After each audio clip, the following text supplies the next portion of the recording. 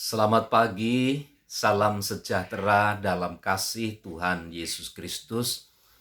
Saya berharap kita sekalian dalam keadaan baik dan Tuhan memberkati kita. Mari kita berdoa. Kami bersyukur karena perbuatan Tuhan yang ajaib. Kami bersyukur buat penyertaan dan pembelaan Tuhan. Kami bersyukur untuk berkat-berkat yang menyertai di mana kami ada sampai kepada pagi hari ini. Kami berdoa biar lawatan Tuhan dinyatakan bagi kami sekalian. Kami berdoa ketika kami mendengar dan merenungkan firman Allah, Roh Kudus urapilah kami di dalam dan demi nama Tuhan Yesus. Amin. Mazmur 81 ayat yang ke-14 sampai 17 demikian.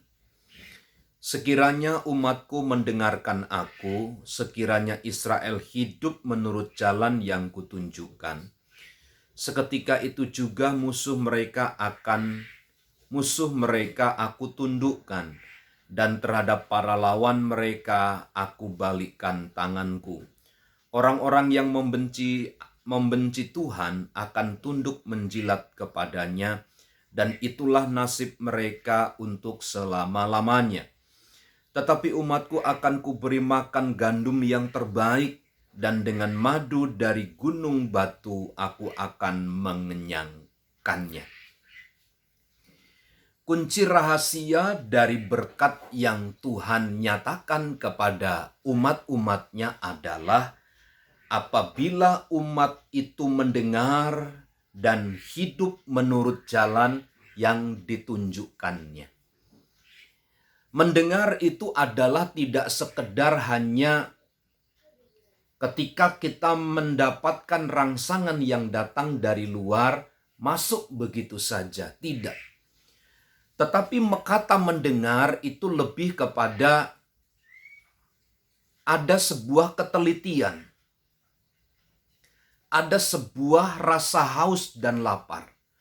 Ada sebuah pengharapan. Ada sebuah keinginan untuk kemudian ditindaklanjuti dari apa yang dinyatakan oleh pendengaran itu sendiri. Jadi artinya apa yang didengar melalui firman Allah itu diterima, dimasukkan di dalam hidup, kemudian diaplikasikan, dilakukan. Nah, Tuhan berjanji dahsyat kepada umatnya. Seketika itu juga musuh mereka aku tundukkan, dan terhadap para lawan mereka aku akan balikkan tanganku. Lihat, ketika umat Allah itu mendengar dan hidup menurut jalan yang ditunjukkan, maka tidak membutuhkan waktu lama. Dalam waktu yang sesingkat-singkatnya, maka Allah akan tinggal mengalahkan segala musuh. Musuh itu akan dibalikkan sedemikian rupa oleh Tuhan.